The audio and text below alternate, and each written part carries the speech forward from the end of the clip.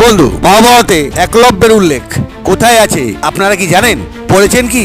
আমাদের মধ্যে ৯৯% মানুষ পড়েননি এবং জানেনও না। ইভেন কোন চ্যাপ্টারে উল্লেখ আছে তাও কেউ জানে না।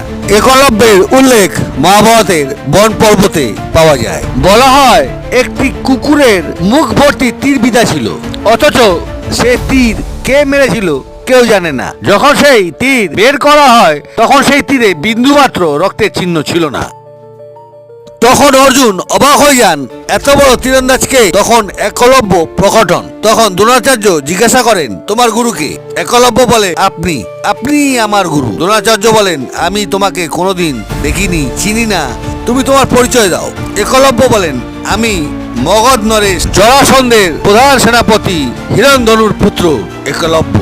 I am the son of Hirandhanu, the chief command of Magad king Jarasandh.